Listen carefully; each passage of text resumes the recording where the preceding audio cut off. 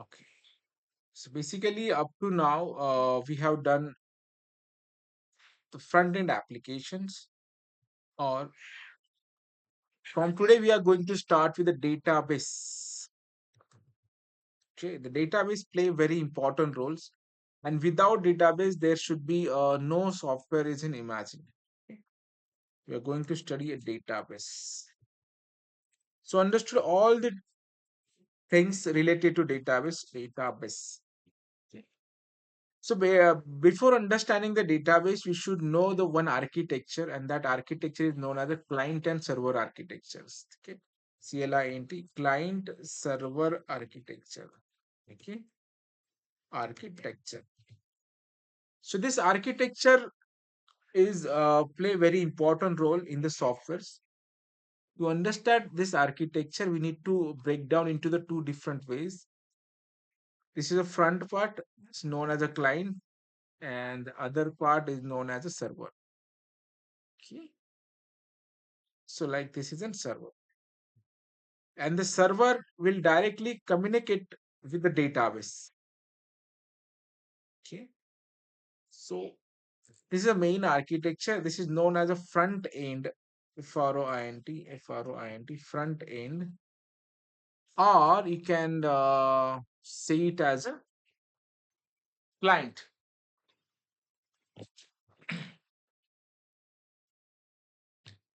This is a front end or a client side, CLIENT, client side. Okay. And the database. So this is our database. Fine. So now we are going to study today the database. So basically understand the structure. Whenever we are sending some request from the front end, like it may be in the form of forms, it may be in the form of using the consoles where we have edit text up to now. So like so up to now we have done some UI designing, we have done some calculation, but all the calculations are done at the client side only. Okay. We are not sending this data at anywhere, or we are not storing it data in the permanently. Right. So thing is that whenever you want to store this data on a database, while you are working within console based applications or desktop based applications, you can submit this data directly to the database. Or else there is a way you can firstly send this data to the server.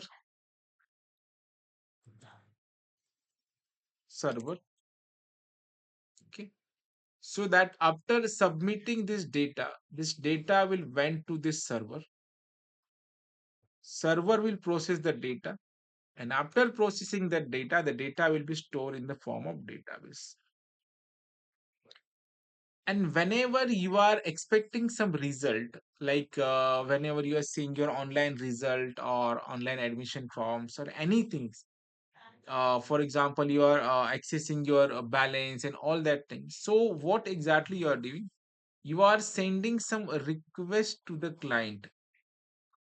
The client is sending request to the server will accept the request and process the request. It find exactly the things that you are searching into that database. If the record is found, then it will send a response to the server first, and server will send request back to you. This is known as the response, RESP. Okay.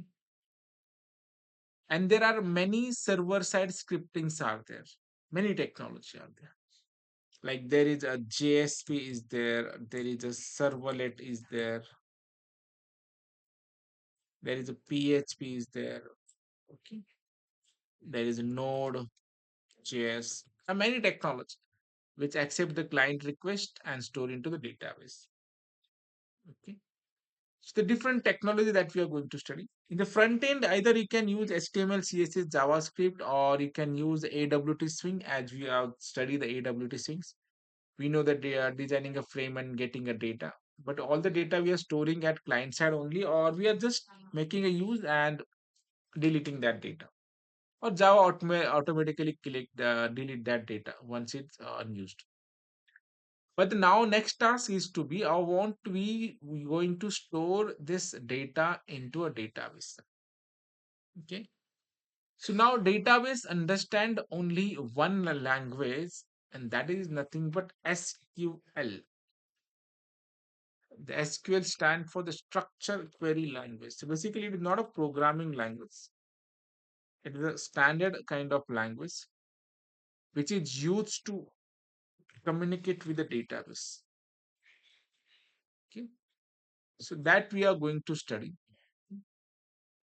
But this SQL query won't work alone. It needs some kind of things. It need data from the front end. It needs some processing. Then it's going to work. But firstly, we are going to directly work with the database. Once we understand the SQL, what kind of query we needed to interact with the database or how to work on a database. Once you've done this, then we are going to connect our Java technology to connect with the database. Then we are going to connect our this desktop based application to the backends. And after that, we can, while studying with an HTML content, we can use this server side scripting to store data in the database. Okay. So this is a kind of architecture which is worked every software. Means you can take any kind of applications. Whenever you're seeing that some 10th result or 12th result, you're always sending some request to the servers. You can take any example. For example, I'm opening this Amazon. So initially this is search space, and if I want suppose Apple Max Pro, okay, 16 Pro. We are sending the request to this. So that request goes into the server. The server will search this data into a database, and then it's showing this data. Okay. Sometime you may observe that some there is some stock is unavailable. So how you'll come to know? Whenever in the database, it will find in the database where that product is available or not. Okay.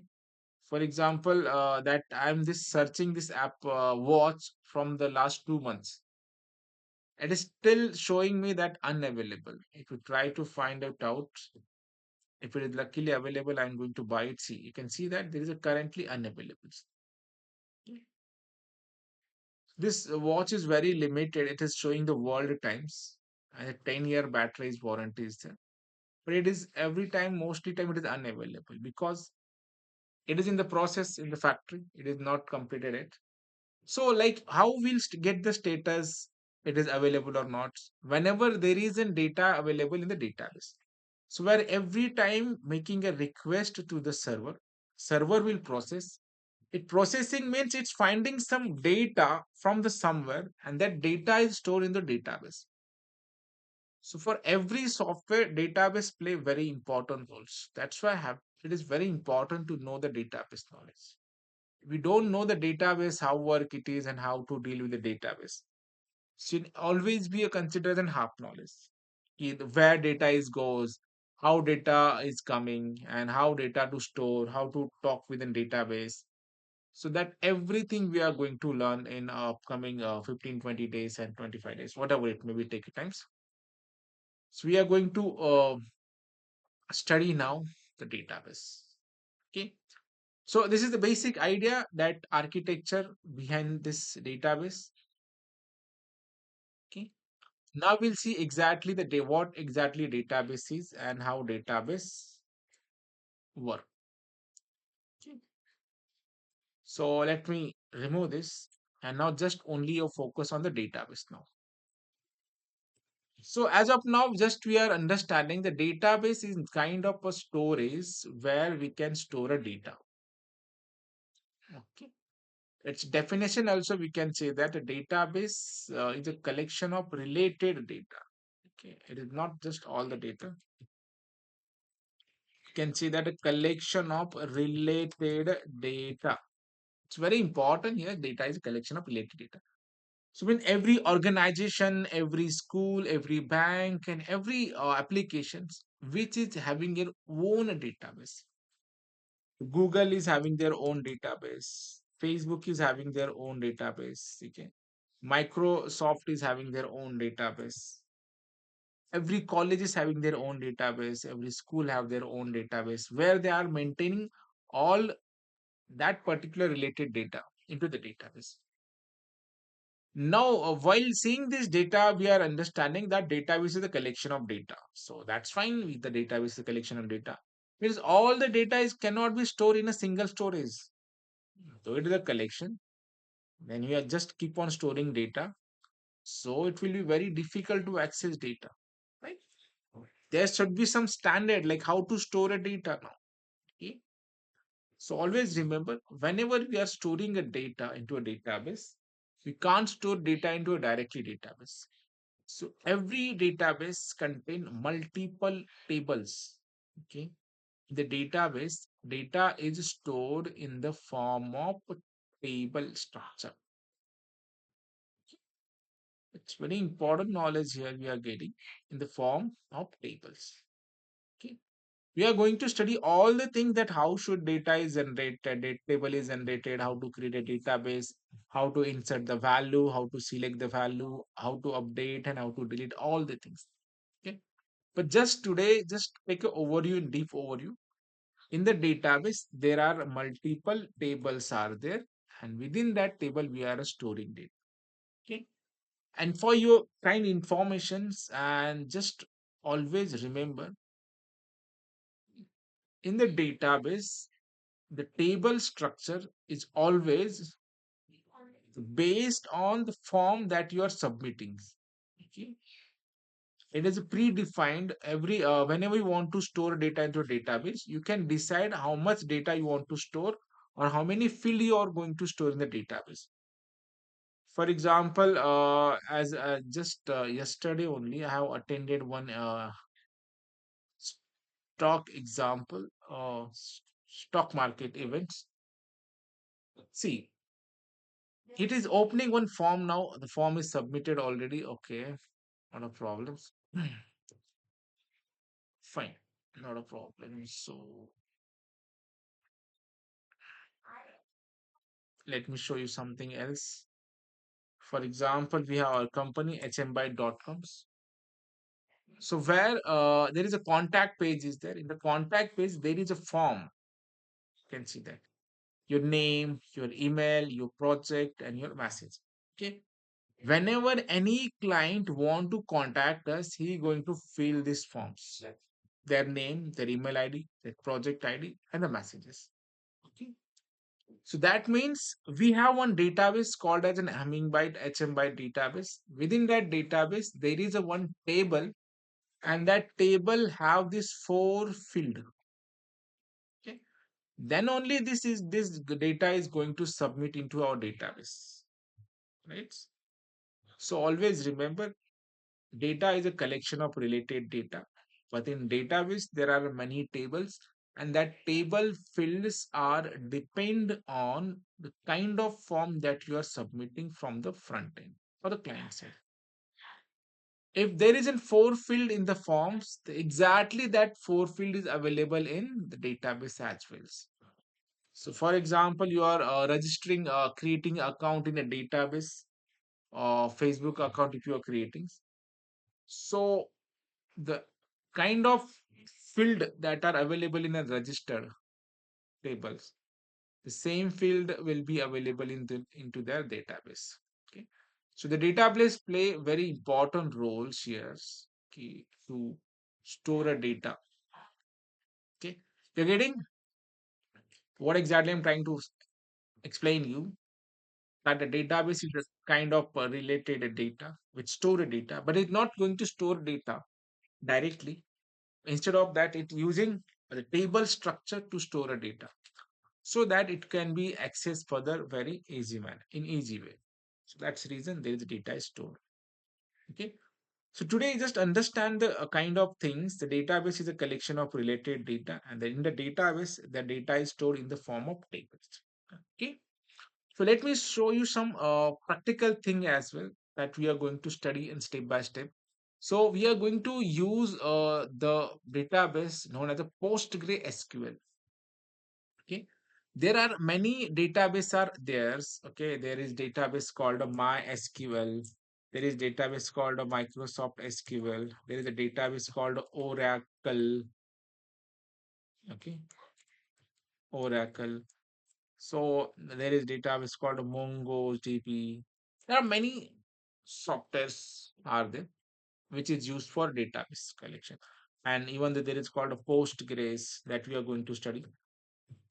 Okay. So just remember the every database need, if you want to communicate with database, it need a one common language, and that language is nothing but SQL. The SQL is the things which is understood by all this software. Okay. That basic understanding means if you focus on just a driving a car, driving. Okay. If you learn how to drive a car, then there are many cars which have different ones. Some are the Audi, some are the Mercedes, some are the Lamborghini. The main thing every car need driving skill. In a similar manner, you can use in any software. Every software need SQL as a language. Okay, fine. So let me show you something. So after installation, we have something here. Like you can see that there is a server. Okay, and now you understood exactly what exactly the server is. The server means the something which is always ready to process the client request, whichever the coming. Okay? So that's why the server. In the server, there are many databases are there. You can see that there is a database, multiple database are there. Okay. And in the database, what is there? In the database, there are many tables are available. You can see that there is a table, different kind of tables. Okay. And to interact with these tables, we need to perform the SQL query. We are going to study all the basic syntax related to SQL query. But let me quickly write one query just for understanding the deep overview key, like what exactly the database is. So we have one database. The database name is, for example, Nasik Full Stack Development July batch. There are five tables are there: contact table, employee table, this all the things. So I want to know the details of the contact table. So I write select star from contact. Everything we are going to understood what exactly select, what do you mean by star, what is the froms, and what is the contact, all the things. But just get the knowledge now. See, if I execute this, you can find there are many details are stored. Okay. This is exact what happens whenever you are submitting data from the front end. You can take this example. If for anyone who is submitting data from here, this all the data is come into my database. Like this is the database I have created, and from where I can able to get it. Oh, this is a user you want to create this kind of softwares. Okay? And this is exactly how the database is works. Okay? So every real-time application is depend on the database. For example, you're opening an account in a bank and you are initially storing a 10,000 as a minimum amount. After that, you are adding some amount. After that, you are removing some amounts. This all transactions should be maintained. Then only the bank software will work. No? That how much amount is crediting, how much amount is debiting. So all transactions should be in the kind of tables. And the database is a permanent storage. You can access your data at anywhere. Even though I have given the 10th exam in 2000X, but if you want to see the details of my exam seat number and all that things, I can just enter the seat number, I will get the data. Okay. So now just understand from the today's lecture that we know how to collect the data now, and now our next job is to be store that data into the database. And storing data into a database, we need any one of these softwares. And apart from this, we are using a software as a PostgreSQL. Why I choose the PostgreSQL? Because it's a lightweight and it easily get installed. Okay. Then once install the software, tomorrow we are going to see the installation step and all that things. And we'll create a database. And within that database, all the data are stored in the form of a table. So, and now we are also going to learn how to create the tables. And once we understood how to create a table and how to create a database, then we are going to learn how to insert the value into a database table. And once we understood how to insert a data into a record into a tables, and then after that, we are going to learn how to access this data from the database.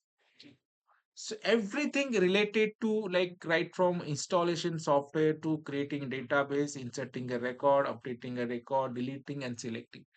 Every single individual query we are going to learn. Okay.